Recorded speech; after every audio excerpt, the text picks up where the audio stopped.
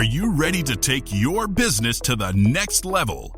Every day there are countless books and articles that are published offering the key on how to make your business a success. It's easy to feel overwhelmed trying to keep up and run your business. That's why Deb Creer created the Business Power Hour. Keep up on the latest trends, best practices, and techniques for how to make your business a success. Let the Business Power Hour do the heavy work for you. Good morning. Good morning. I am Deb Creer, and I am passionate about giving professionals the tools that they need to make themselves and their businesses as successful as possible.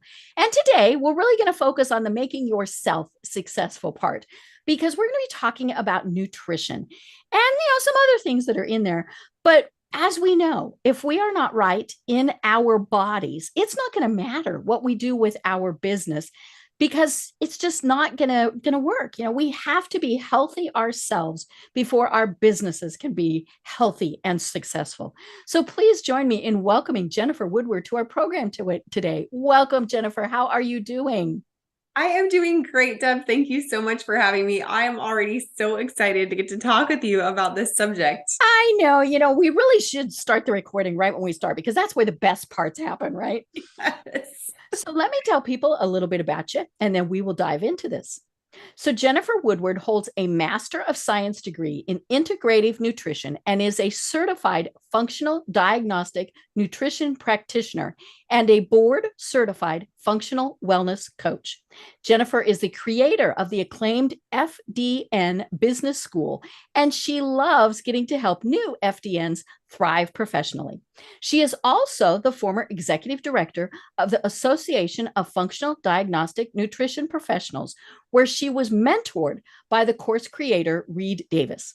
Jennifer was recently a quarter-long guest lecturer in graduate endocrinology at Parker University, and also completed a 3-month-long internship with Dr. Kyrin Dunston, getting hands-on training in women's hormones. She loves to be active with her high school sweetheart husband and her 4 kids. So again, Jennifer, welcome.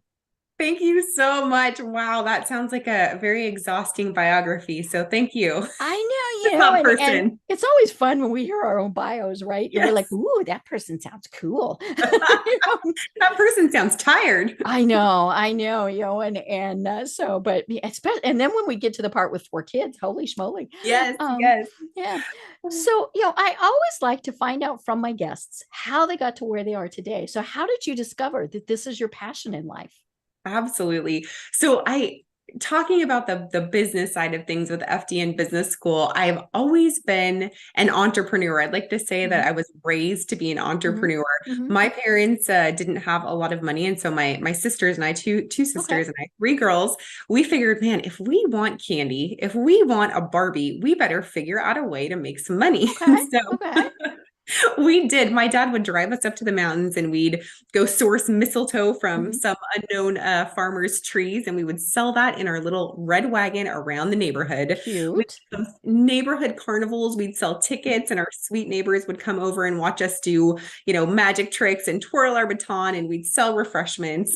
And I've always just been an entrepreneur. It's in my bones. When I was at home with my young children, I had a baby sling company. I sold my wares on Etsy and in local boutiques around town. And it's just always been something that's excited me to produce something for someone else. So that entrepreneur bone's definitely in my body. From the nutrition standpoint, that did come around after the birth of my 3rd child. So my hormones myself just kind of went haywire. They, everything fell apart. I couldn't sleep. I was having panic attacks, just terrible insomnia. My hair was falling out. I had all these digestive issues. And I just, again, felt like I was falling apart. Around the same time, one of my children also had this really terrible eczema. We couldn't figure out what was going on. Right. Eventually, we figured out that this poor kid was intolerant to dairy and also had a chlorine sensitivity. Oh. So we were talking, we live in California, so we're in the all the time. I mean, we were constantly in the pool, and I was giving my kid, 8 bottles of milk a day, thinking it was good for me. Right. It's good for kids. They're supposed to have milk. So it was running a functional lab test, a food sensitivity test on that child that got us the data we needed to be able Right. to help him finally Mm-hmm. after going from doctor to doctor to Mm-hmm. doctor, and then getting me the information I needed on my Mm-hmm. own hormones to reverse Right. a lot of those hormone Mm-hmm. issues, and now start to help other women Mm-hmm. with their hormone issues in my private practice. So Mm-hmm. just so many layers that brought me to where I am Mm-hmm. today. But I gotta say, it's a great place that I'm at. I love it. I love it. Well, let's kind of start with some definitions. So, what is functional diagnostic nutrition? Yes, good one. So we say we are not doctors. We don't diagnose, Okay. treat, or prescribe. I call Mm-hmm. myself a health coach and teacher, and that's Mm-hmm. basically what I am. But functional diagnostic nutrition practitioners are trained in a series of functional lab testing that look at hormones and digestion Mm-hmm. and food sensitivities and the thyroid. And Mm-hmm. basically, what we try to do is uncover hidden stressors Right. that traditional medicine might not suss out Mm-hmm. at that point in time Mm-hmm. to help people feel like themselves Mm-hmm. again or better, you Right. know? So it's really that expertise in the lab work that sets us apart from Mm-hmm. other coaches. And for my own health, my own family's health, and then time and time again in my practice, Mm-hmm. I hear from women, "Oh, I'm not crazy. Oh, Mm-hmm. oh, the labs are actually telling me that something's wrong with me. My Right. doctor said my thyroid's fine, my Mm-hmm. colon's fine, take this fiber and come back in 10 Mm-hmm. years, but you're giving me real Mm-hmm. answers with these lab tests." And that just lights me up. Mm-hmm. Right. And I was talking to you before the program. I seem to be a perpetual patient. I'm one of those people. I've had cancer several times and all sorts of things. And one of the things that I talk about with the people that I work with is the fact that we don't give the right information. We go into the doctor or the nurse practitioner or whoever, and they say, "How are you doing?" And we say, "Fine." Right. Which, nobody, husbands know fine is not the right answer. Right. Right. And so we, as the patient, have got to do better with saying, "This is wrong. I'm concerned about this." I mean, all sorts of different things like that. And to not think it's in our head or they're going to think we're crazy. And, it was interesting. I had a conversation with somebody today, and I said, if you don't feel like your doctor is listening to you, then you need another doctor. Yes. And it's whatever your healthcare practitioner is. If they're not listening to you, then you need to switch. But I would imagine, especially with what you're dealing with, one of the things that we as women think, well, it's natural. It's to be expected. My mom went through this, right? And so they don't share with you what the heck is going on.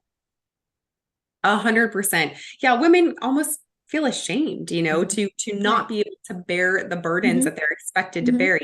Women, especially around perimenopausal age, Mhm. they're taking Mhm. care of children, they're taking care of Right. parents. Most of Mhm. them are in the full throes Mhm. of their career. They're doing philanthropical things in Mhm. their community, and they're just overwhelmed. I Right. always tell my clients, we're in the middle of this grand social experiment that has Mhm. gone horribly awry. Mhm. When you think about your great great great grandmother, Mhm. she took care of the kids and she took care of the Mhm. farm. She wasn't expected to go Right. out, She earn was extra tough. money.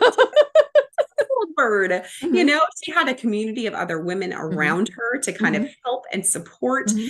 And she was outside most of the day Mhm. working with her hands and her body. So her Mhm. body's strong, her mood is strong, Mhm. her mental acuity Right. is sharp. And women just don't have that today. We sit in Mhm. front of computer screens, we eat Mhm. fast food, we're isolated from our Mhm. community. We're relying on coffee and Mhm. sugar and alcohol just to get through the Right. day.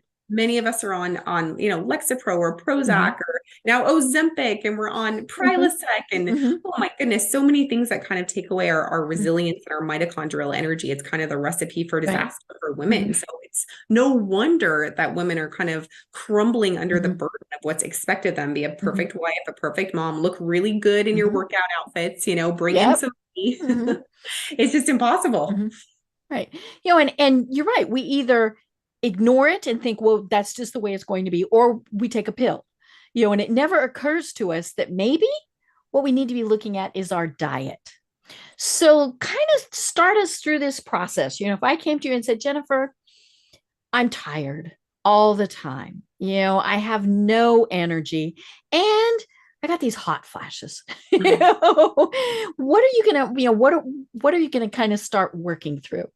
I'd say, Deb, you have come to the right place. I am your girl. This is what we do. So yes, of course, we'd look at diet first. So at Functional Diagnostic Nutrition, our practitioners are trained in 5 things. We call it our DRESS protocol. Our founder, Reed Davis, has actually patented the DRESS protocol because it's so effective. So we go over diet, rest, exercise, stress management, and then proper supplementation based on lab work. And that's really that functional lab testing component. So I'd say, Deb, it's not necessarily in your head. You're coming to me with really valid concerns. I don't like to guess. So let's test. Right. So what we would do is take a little blood. Let's get some samples. And the cool thing about FDN tests is that they're, we just facilitate. We're not doctors. Again, we just facilitate the lab ordering for our clients. So a lot of these tests are at-home tests. So I would facilitate this ordering for you to get you a hormone test where we're looking at things. I mean, your history of cancer is a huge one for a lot of women, right? Looking at estrogen dominance, right? Or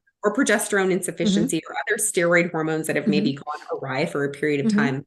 If you have hot flashes, that's a huge trigger for me to look at your hormones, right? But we don't just stop there. And that's where traditional medicine tends to be a little bit short-sighted. They're looking at a specific thing.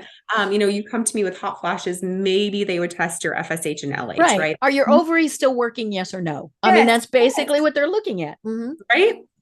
And if not, then you're not considered in that transition to menopause. And if so, then, maybe we'll give you Lexapro or birth control, right? So we would go a little bit deeper and we would look now at your gut function because all of this truly does. Oh yeah. As you know, I mean, you want that gut, to be able to help the body stay healthy and strong. So looking at markers of digestive insufficiencies, say that 3 times fast.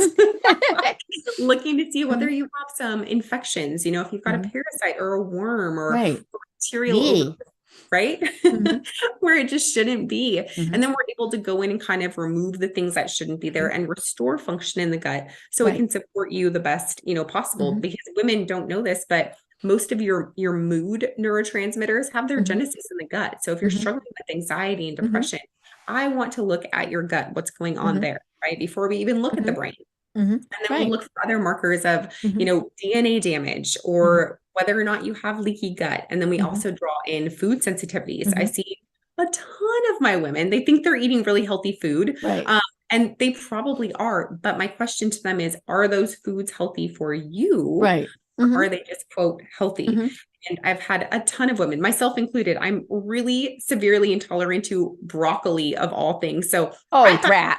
Super high, right? Like, I don't care. That's great. Great news. But for, 10 years, I'm eating all this broccoli thinking I'm so healthy. It's doing great for me, but my gut's a mess. My hair's still falling out and my thyroid function slowed down. So using some of these functional tests, we just get a lot of bio-individual feedback and data on Deb's body, right? And not what Instagram says or Google says or even like a traditional doctor would say about what you should be doing. We can actually go in and say, actually, these are the things that your body wants.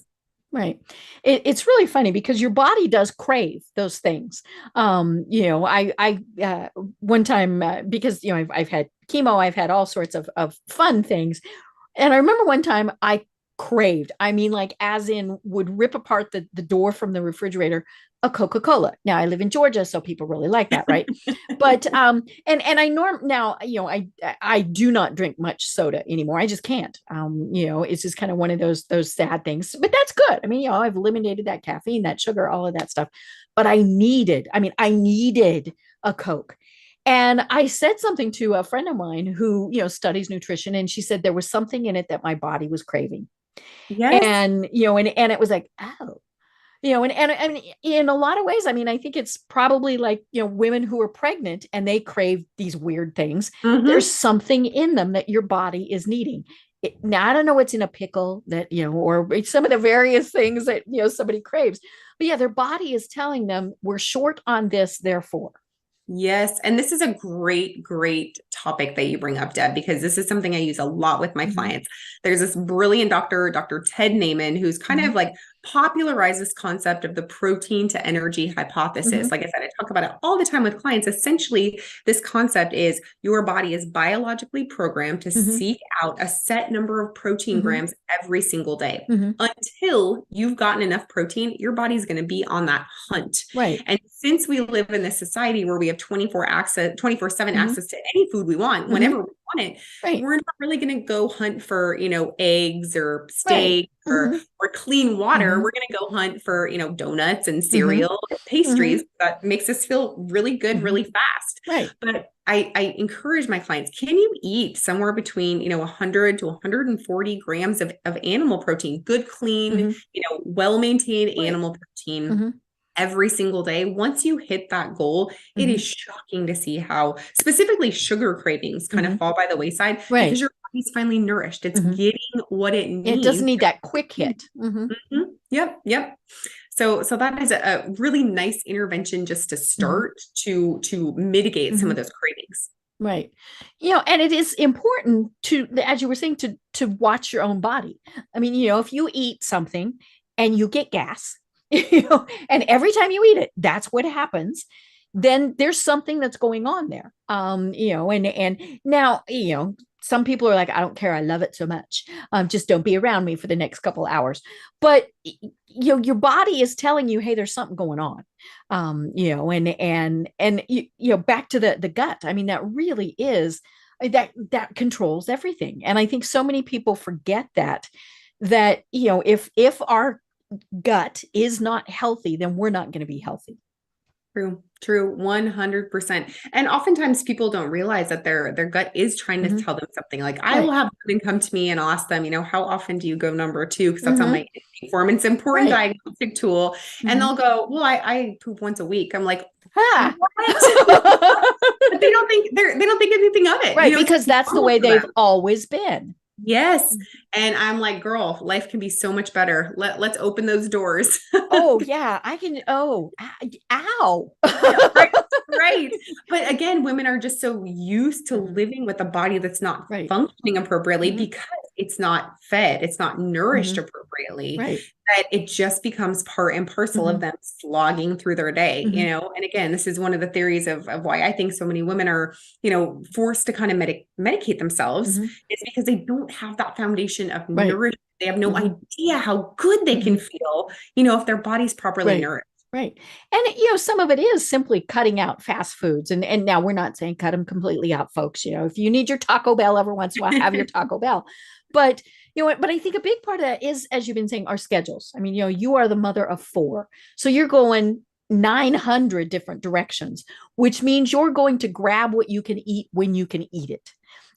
So that could be when you're driving, that could be when you're sitting and waiting at the soccer game, all of those things. And so what we end up doing is we grab the quick, which is often not the healthy, as opposed to, cheese and fruits and vegetables and things like that. Yes. And actually, it's funny you say this because Tuesdays are my check-in days with all of my clients. So, we go through and I ask them, what have you been working on this week? Where can I support you? And this week I had a lot of my clients who were struggling to hit that protein goal. They're just too busy. And again, I totally get it. Like I run a business. I also do independent contract work and I have 4 kids and bless his heart, kind of a needy husband. I love him. So I am just as busy as all my clients. So I feel like it comes from a place of understanding and empathy, and really like to be a health coach, you don't have to be perfect. Like there are times where I will have Chick-fil-A with my kids. I'm just choosing the grilled option and a diet lemonade. And I'm getting the apple out of my purse that I've been stashing there all day. You can make these things work, but what I was telling my clients this morning is utilize your grocery store. You can drive from your house to Taco Bell and you can spend 30 minutes round trip to get a crappy taco, or you can that same 30 minutes and you can do just a little bit of meal prepping every single week, which is my life hack. Every Sunday I will come home and I'll spend about an hour, maybe 2 hours, which seems like a lot, but in the grand scheme of things, it's not. My family's around there watching TV, playing video games, we're talking, we make it work. But I'm prepping breakfast for the week, breakfast tacos and breakfast burritos. And I'm prepping, a batch of egg muffins that people can eat for breakfast or lunch. I'm doing 3 pounds of ground beef in a, a skillet so people can pull it out for breakfast. Right. They can do a variety of things with it. Yes, absolutely. And if that's even too much, then what I was telling my clients this week is go to Walmart, go to Target. You can get hard-boiled eggs that are already in a little packet. You can get lunch meat. You can get a pre-cooked salad, and it's no extra skin off your back. You literally purchase it, eat it. If you're tracking like your calories or your macronutrients, it's really easy to upload that because there's a little barcode on food. So there are ways. It's not always the easiest, and it's not always the first choice, but incorporating some of these kind of quick fixes that will serve you really helps with energy, mood, and even weight for women. Right. And I find one of my biggest things is, I eat a good breakfast. I eat usually granola and yogurt, and I, look at the, I get the right yogurt, I mean, it does have some extras in it because it's got to be some sweeter. I'm not going to eat it. And I just have 1 cup of coffee all day. I mean, all sorts of stuff. For lunch, I do pretty good. And then it's like, oh God, I have to fix dinner. I know. And so we do kind of fall back on those. And it's funny because, the industries have taken advantage of that.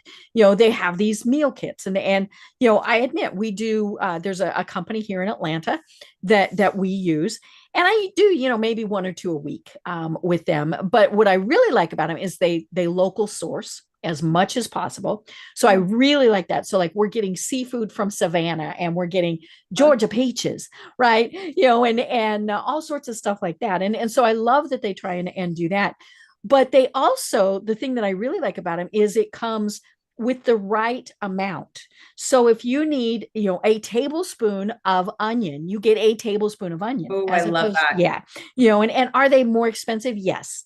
But, it's still not that big a deal for us to have, fairly good meals, at least a couple of times a week where I'm not having to go, and the cool thing is you get the recipes and you get the recipes for all of their meals for the week.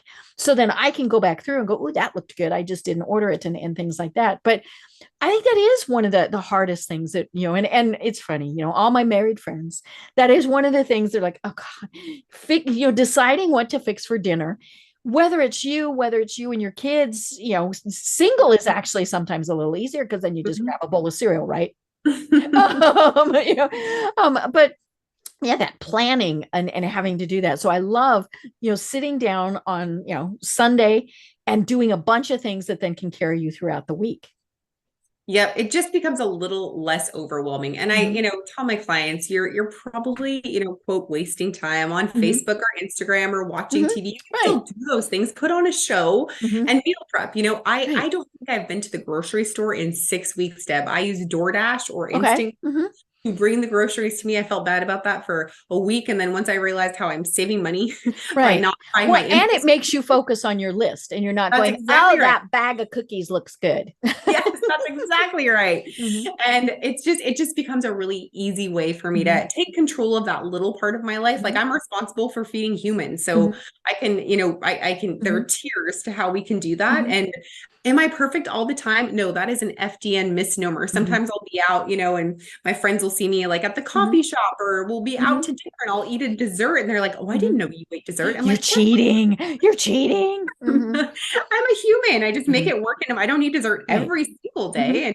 And, I balance it out during the rest of the day, but there are no monks when it comes to nutrition. You have to make it work for you. Well, and when we deprive ourselves, then it's not fun. But like you said, it's all about moderation and, and not doing it all the time. I do put cream in my coffee, but I only have 1. So I figure, okay, that's my moderation. And it's really funny because you could give me decaf and I wouldn't know the difference. Mine is more that habit. Right. Yep. But yeah, it's kind of, it's interesting what we do. And it's, it's kind of made it harder now that we all work from home, because before you knew, okay, I'm just gonna, but we also now have the opportunity to eat so much better, because when we were in the offices, then it was real easy to go to the machines, right? Or to go out with your friends and all of those things. And now you actually have to think about it, whether it's nutritious or not, but you do have to give more thought to it. Yeah, yeah. And on, one hand, that is a little bit harder. There's more responsibility there without Right. freedom, right? But on Hmm. the other hand, like, have you saved 30 minutes in commute? Have Hmm. you saved an hour in meeting time? Like, can Hmm. you put that toward, caring for yourself and your Hmm. family? Well, just by preparing. Now, Hmm. you don't even have to eat all the things you make. You're Right. probably, saving money that you're not Hmm. getting fast food with Hmm. anyways, Right. but just having it there, Hmm. so you don't have the decision Hmm. fatigue of Right. what do I eat? Should I go Hmm. for the potato Hmm. chips because I don't have anything in my Hmm. refrigerator? Or can I just pull out, my meal prep container Hmm. and make sure I get my protein, eat Hmm. my carrot sticks, and then maybe have a couple Oreos because Right. I've already eaten my protein and my Hmm. carrot sticks. I feel pretty good about Hmm. that. Yeah. Yeah. Well, and it's funny because, one of the things we do here at the house, my husband works from home now too, is we get the little miniature candies, chocolates, right? So the little Hershey bars and things like that. And I'm perfectly happy with one of those. Uh-huh. That gets me, now if we had the big Hershey bars, I would be perfectly happy with one. And so, it's all in the mindset. It really is. And anytime I work with a private client, I am a big proponent of treats. I tell them Mhm. we have to do things that you'll do your whole life. You're not going to eat a Right. perfect diet Mhm. for 6 months with me Mhm. and then, go off the rails and feel cruddy again and Mhm. get you to the point that you were at when you came to me in Mhm. the first place. Like, we don't want to go back to those habits. Right. So every day in my practice, I'm incorporating either like a hot chocolate that's got a Mhm. little bit of collagen, a little bit of protein Oh, I thought powder. you were going to say schnapps. Drat. That too, if that's your jam, some chocolate chips. Like, one of my favorite Mhm. treats is 2 tablespoons of chocolate chips. I Right. will just sit down and eat Mhm. chocolate chips, Mhm. not too much, but certainly not Mhm. too little. And if Mhm. I know that a treat is coming every single day, it makes Mhm. me a little bit more on Mhm. task to eat Right. appropriately the rest of the day. And I think, Mhm. again, women just tend to have an all or nothing Mhm. viewpoint because they're so overwhelmed. It Right. is that decision fatigue where they're Mhm. like, well, I've had to, drive to the hospital to Mhm. take care of, my dad, Mhm. excuse me, that's in like, Alzheimer's Mhm. care.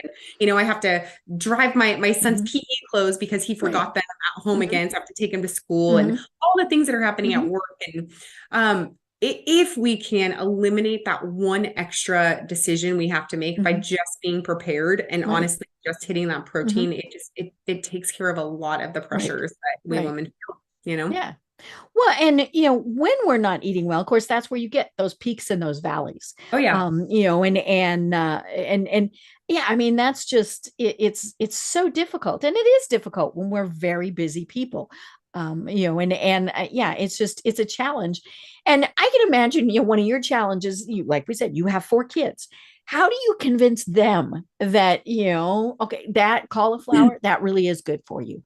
But it's going to taste good, and they're like, no. So how, or the husband, they're like, no, I just want pizza today. Yep. So how do you get them to understand how important it is to eat well, at least, fairly often?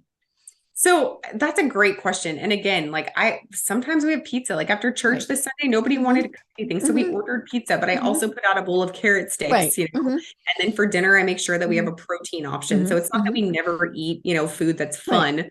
But with children, I found a Hmm. couple of things to be helpful. Number one, when they're hungry, that's when you swoop in for the kill. So Hmm. after school, I will put out, apple slices and Right. carrot sticks, Hmm. celery with peanut Hmm. butter. That's when we'll try to get in a little bit of fruits and Hmm. vegetables, Hmm. nuts are a snack. I oftentimes at home will be making healthy snacks for them to bring to school with them. I Hmm. like to make these little protein energy bites. They Hmm. have chocolate chips inside of them, but they also have oats and peanut butter. Right. My Hmm. kids really Which like your them. gut loves. Hello. Your gut loves. And Hmm. just a caveat here, sunflower butter for any of our peanut Hmm. sensitive listeners. Okay. But those are options that they have. But then I'll Hmm. also buy like Nilla wafers Hmm. and chewy bars because Hmm. I'm not going to deprive my kids of those Right. things. What I've Hmm. seen is that kids who are completely deprived all the time, they're gonna go in Hmm. the opposite direction. They're gonna eat whatever Yes. crap they Hmm. want to. So we Hmm. offer the healthy foods when they're Hmm. hungry. But then, I will also check in with my kids too. And I make it about them. It's not just like Hmm. mom telling you, oh, eat healthy because Hmm. this is good for you. I'm Hmm. like, well, you seem to be, struggling a little bit with your sleep lately. Or maybe for my daughter who's 16, like if her anxiety crops up, I'll ask her, when's the last time you ate protein? Or when's the last time you had your smoothie? And we'll do a check, like a body check. Well, okay, I'm not sleeping good. Maybe that's because I had, chocolate milk before I went to bed. Yeah, I had a whole bunch of sugar right before I went to bed. Yep. And so they become, aware of their body. And I think that's what a lot of people, especially women, tend to suppress is they forget to acknowledge the signals that their bodies are sending them. So I try to teach that to my children and then my clients' children as early as possible. Do that body check, see how you feel. You got a headache, you probably need more protein. You're tired, you probably need more calories. You got gut issues, you probably need more fruit. So really training them that food can be used as medicine and getting them in on the deal is helpful. Right. And of course, one of the biggies that, we're always told and we always go, more water. I mean, and, it's one of those things where, you've got your big water. I've got my big water. I do not drink as much as my doctor tells me. I'd never leave the bathroom because they tell me 2 liters of water a day is a heck of a lot of water. A lot. But I at least try to always have water by me and even at night. So if I wake up, I, take some water and things like that. And, there are ways where you can make it not taste like water. Now let's not dump a bunch of sugar in it, folks. This is not that either. But, there are certainly ways where you could put a little, say, lemon juice or, all of those various things in it.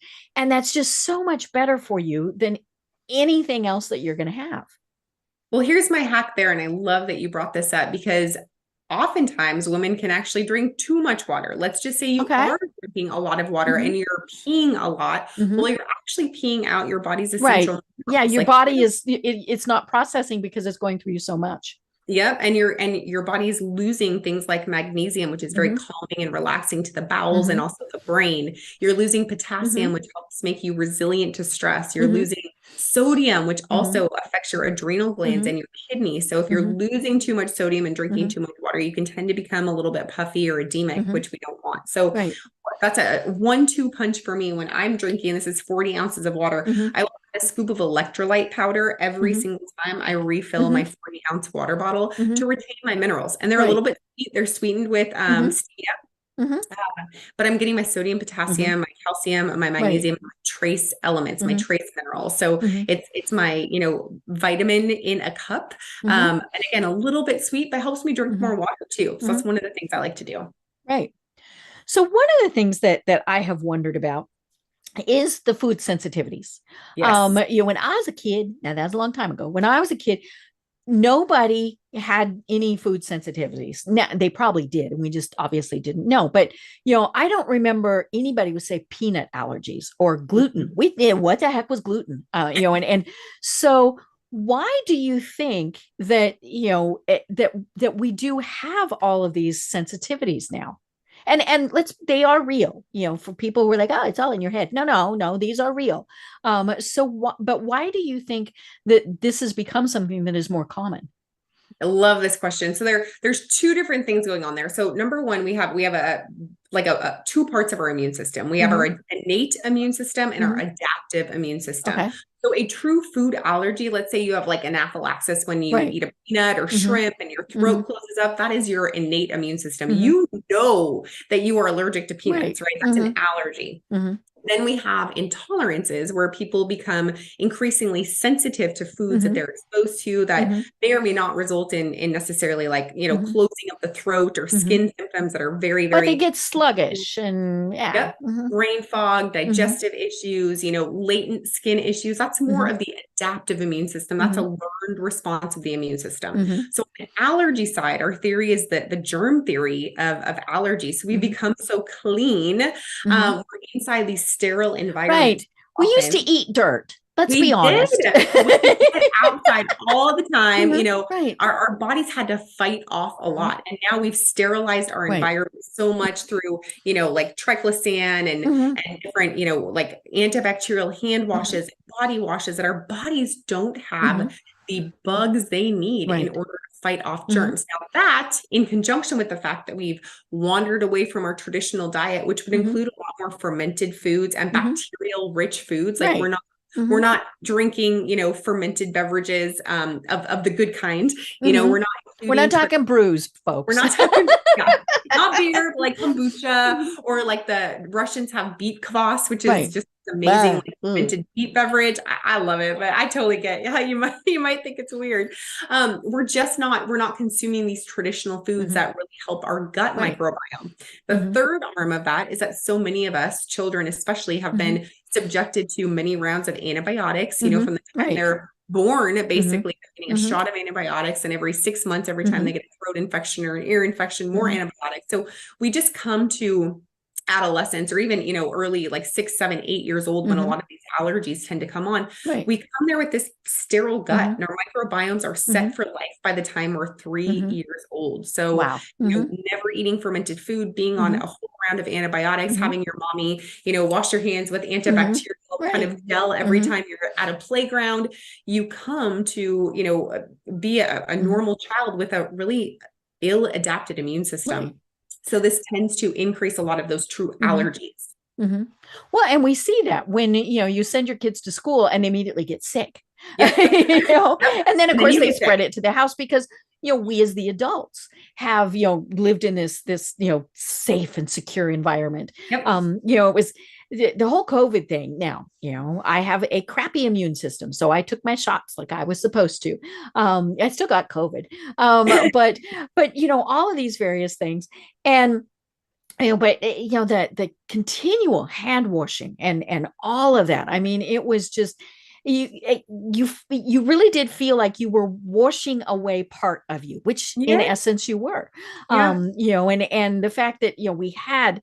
Now, yes, I understand why we were doing this, but it really was kind of weird. I told people, I said, I think I pee antibacterial, because, but,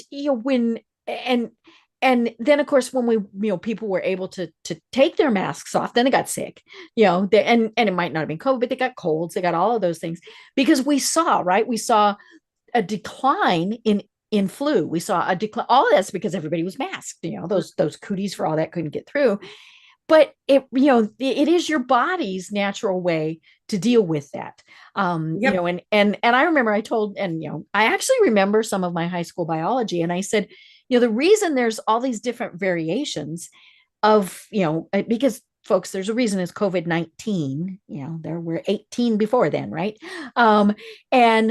But they are changing as a way for them to survive.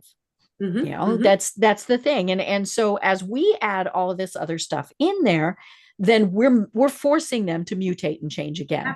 And it's this, I mean, it's a weird thing, because we certainly don't want people to get sick. I mean, and of course, COVID was horrible and awful, but you do have to wonder, if the kids had been outside playing in the street, eating dirt, all of that stuff. What would have, or even us, going for walks and just getting out and eating better. Vitamin D is our natural, immune, bolster our immune system. So it's kind of one of the worst things. But again, you look at our children, and they're inside for 8 hours a day. When they come home, they're sitting in front of a screen, they're eating chips and sterile food for snacks, and McDonald's for dinner. There's nothing, creating a robust microbiome that allows them to fight those things off. Now, I did want to delineate just with the innate immune system and those allergies being different from the adaptive immune system and sensitivities. And that's what we test for at Functional Diagnostic Nutrition, looking for those intolerances. Because again, you know that you're allergic to shrimp, but most people, like for me, I didn't realize I was very sensitive to broccoli of all things. You were saying, I'm not sad. I'm not sad. I've never broccoli. I'll be honest. Trees. I don't want to eat trees. No, thank you. But bringing in those sensitive foods, bringing that to the attention of people, they often wonder, well, I don't eat a lot of that, or how does my body get sensitive to some of these things? So, this is more like the leaky gut theory of a lot of our immunological problems. When we eat foods that our body doesn't agree with, namely gluten, which we know in the United States contains a lot of Roundup or glyphosate, that tends to go into our small intestine and really become start to tear holes in our small intestine. Now, our intestine was designed to be permeable, so it is important. Yes, Yeah, we can get things out of the gut that need to be in the gut, and the immune system would go after it and attack it. That's a good thing. Our body's designed to do that. However, if we're constantly inundating our gut with, coffee on an empty stomach, alcohol, sugar, foods that are not real foods, plus exposure to traditional gluten, like not traditional in the sense that it's a good thing, like old world, but actual gluten that we're getting, from the bread factory, here in the United States, just crappy gluten, right?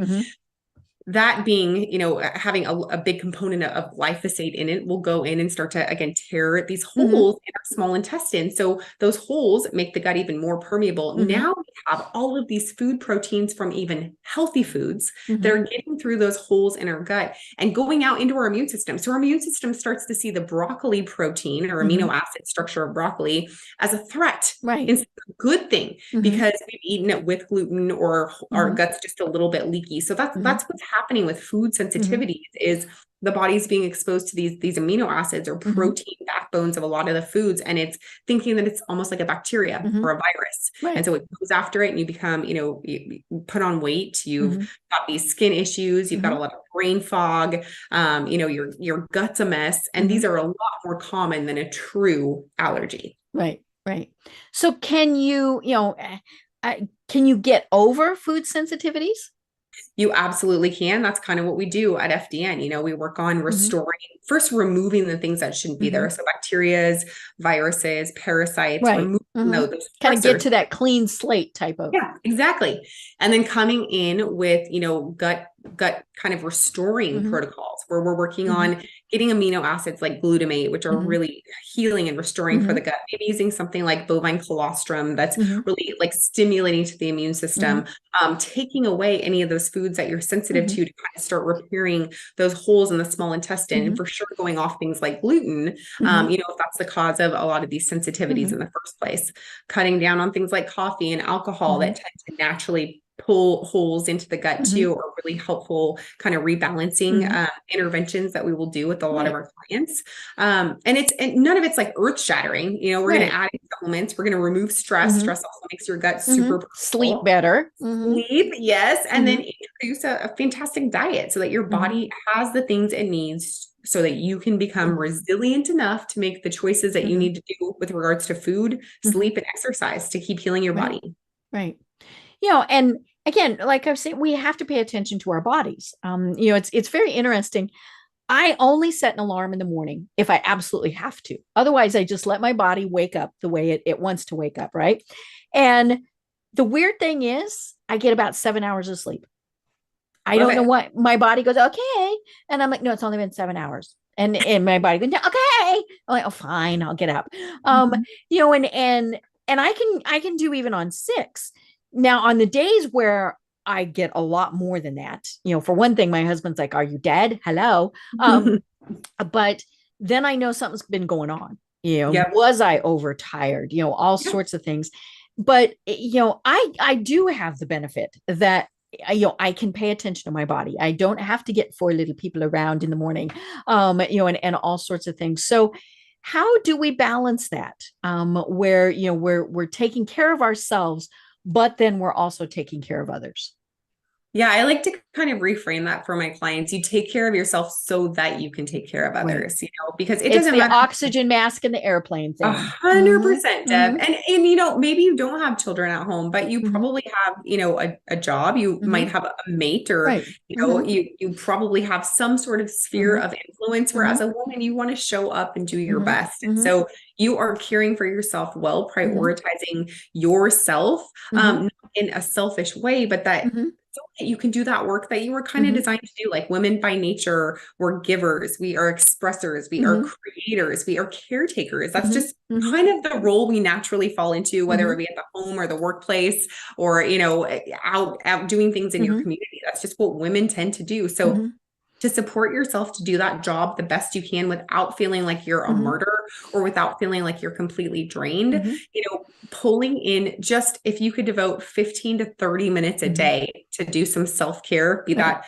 prepping food, taking a bath, getting outside and just sitting in the sun for 2 minutes, doing some breath work where you're doing box breathing in and out for a good minute or 2 minutes. Man, you've just done 5 things right there. It's taken you 15 minutes. I bet you've spend 15 minutes on Facebook today, you know? Right. Yeah.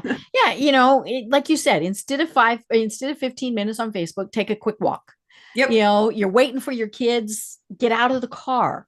And now granted, sometimes it's like 900 degrees out, but but yeah, when you can get out, do that. And should you be on Facebook? Okay, I spend a lot of time on Facebook, but maybe I should be meditating instead, or reading, something that's good for my brain as opposed to Facebook. All of these various things. Well, and we like to layer on new habits in place of habits you already have. So let's just take the Facebook instance. If you want to be looking at your Facebook feed, I want to be looking at my Facebook feed. My business is on Facebook, but maybe instead of sitting inside on your couch, maybe you actually just move outside, you sit in the sun, for those 10 minutes, or maybe you walk a lap around, your house or your cul-de-sac while you're looking at your phone. If you're, you got to be brushing your teeth anyways, maybe you could do 10 squats while you're brushing your teeth, get a little bit of movement in. You got to make your kids waffles in the morning anyway. Why don't you pop in a couple chicken apple sausages into the toaster oven while you're toasting your kids waffles, and all of a sudden you have a protein source. You're going to drink your coffee anyway, so maybe use some oat milk, or do half calf coffee in place of full sugar, coffee that's 24 ounces of caffeine. There are ways that you can absolutely bring in these little hacks that don't feel overwhelming, but are certainly steps in the right direction. And that's how I do it. I do what I got to do. I just try to do it a little bit better every day. Right. Yeah. And then it does get easier. I mean, that's the thing. But if, we're not going to fix it all overnight. I mean, that's there's a commercial that's running down here in Atlanta where they're talking about lose 10 pounds of weight a week. And I'm thinking, okay, first of all, that can't be healthy, and it's probably just water, right?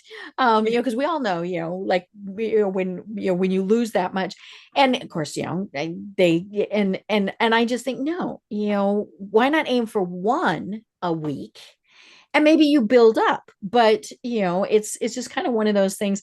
And a lot of this is, if it doesn't sound right, maybe it's not right. Somebody's telling you, hey, this is what's going to happen. It was very interesting when I was first diagnosed with cancer.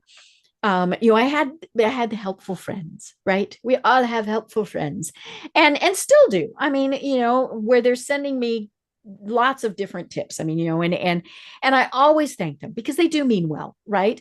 But I've had people that I could never drink water again. I'm like, what? I have to drink water. And they said, well, there's stuff in water. Yeah, but I need water, and or then unfortunately there were the people who had the nutritional drink things that were going to cure me.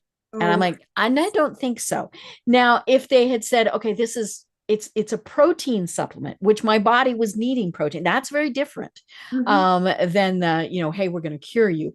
But, and I remember I had a conversation with somebody one time about their product, and they said it cures lupus.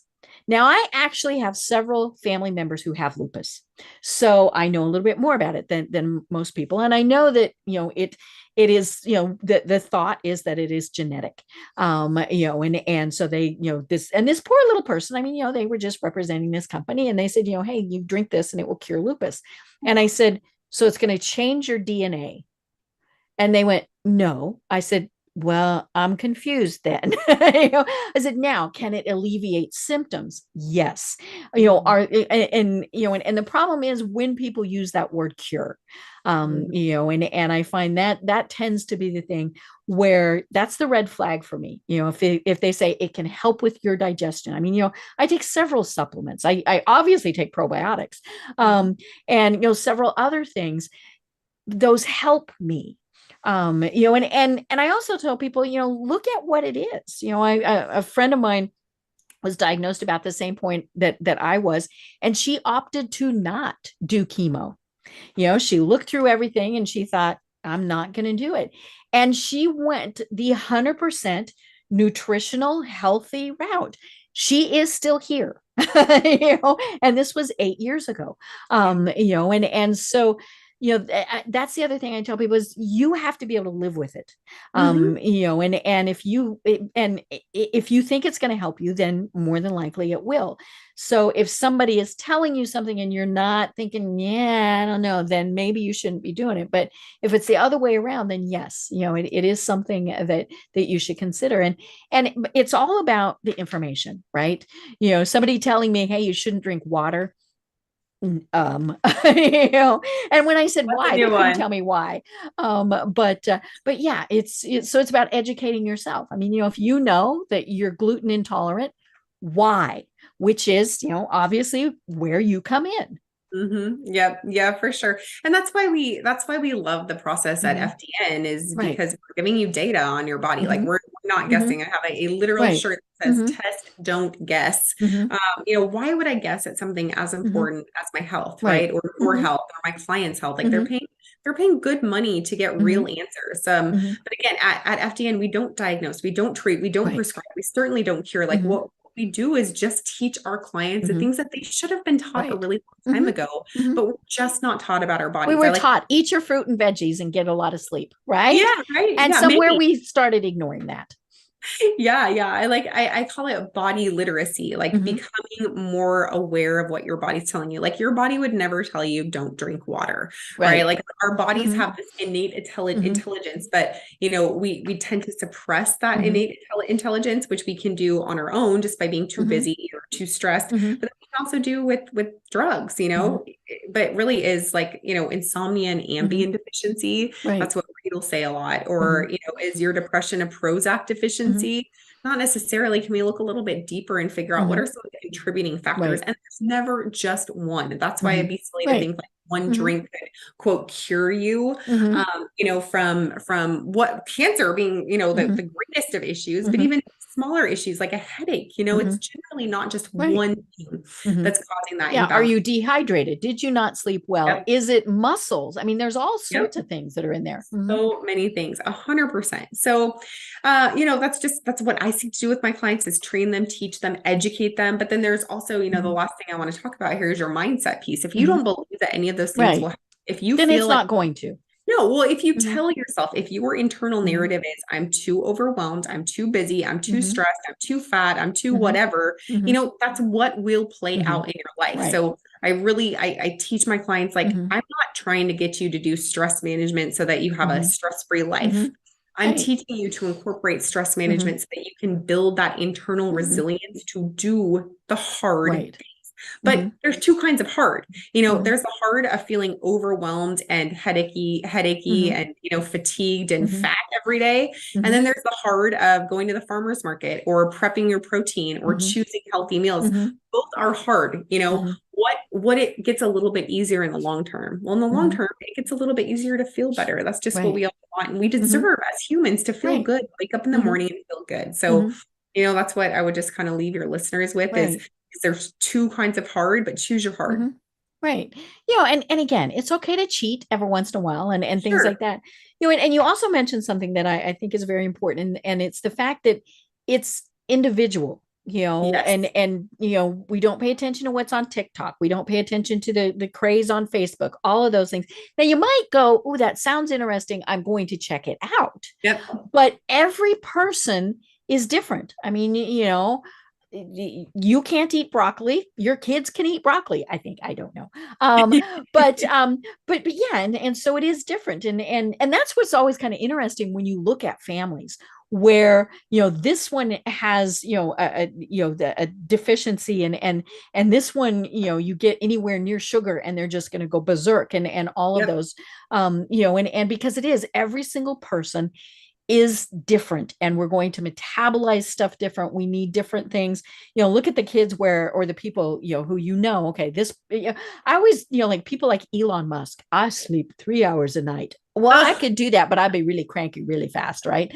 Um, and so, yeah, you need to figure out what works for you.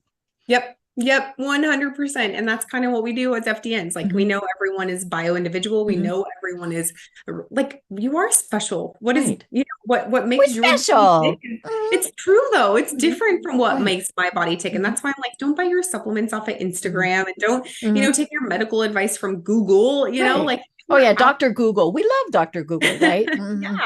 You need, you really need to get the information to help you make decisions on your own body and what you need.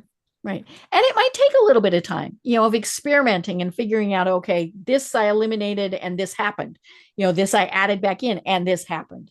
And again, you have to be honest, and it's, even if you're not being honest with your health provider, you have to be honest with yourself, and so that's it. Well, oh my gosh, Jennifer, we're down to just 5 minutes left. And this has been so much fun. But tell people how they find you, and then what are the services that you provide? Absolutely. So really, what I do, I'm a functional diagnostic nutrition practitioner. So you can find out more about what I do. And I'll tell you, like, all the things I do with my clients, I got to do on myself first. So going through the program, running all these labs on myself, learning about my own bio-individuality. So if that's something that like appeals to your listeners, like, hey, I want to be able to do that too. You can go to functionaldiagnosticnutrition.com. That is the show we have, or the link we have for you in the show notes today, right, Deb? And then of course you can find me at jenniferwoodwardnutrition.com. That is my private practice. I'm on Instagram, I'm on Facebook, I'm on YouTube. So, I love talking about things like this, just women's health and hormones from a science-based background. And we'd love to see you at either one of those places. I love it. I love it. And it is, folks, about taking care of yourself. Because if we haven't taken care of ourselves, then we can't take care of anyone else. We certainly are not going to be able to run our businesses the way we want to run them. Just think, how many times have we gone, oh, I have a business meeting I don't want to go to, and then we don't go, or we're not our spiffiest and our best, and all of those various things. So, it really isn't going to take a lot of time, and Jennifer's not going to make you eat broccoli. Nope, because I don't eat broccoli. I love it. I love it. Well, do you have any final thoughts that you want to leave everyone with? Yeah, I just wanted to go back and revisit the fact that, guys, life is hard. It really is. Like, our lives as women are difficult, and we can acknowledge that. It can be okay, pushing into the community of other women around you, this community that Deb has cultivated and set up. Like, these are where we kind of draw strength from during hard times, right? But then also just a reminder, like, you've got a series of decisions to make every single day. And so I'd encourage you just to reframe that and think about, like, what hard will I choose today? It might be a little bit hard to, again, like, meal prep or go for a walk, but it also is hard to have a headache and, deal with insomnia and feeling like I'm puffy in my clothes. So it doesn't have to be perfect. I'm not perfect. No one is perfect. You don't have to be perfect, but incorporating some of those small changes and choosing your heart every single day can be a really helpful place to start if you're just wondering where do I start? I love it. I love it. Well, I have been having so much fun talking with Jennifer Woodward. She is a certified functional diagnostic nutrition practitioner and a board certified functional wellness coach. That's a lot of big words in there. Right. Too many. And so please check out her website. And until next time, I am Deb Creer. Have a great day. Tune in for our next program for even more trends, best practices, and techniques for how to make your business a success. The Business Power Hour, hosted by Deb Creer, is proud to be part of the C-Suite Network.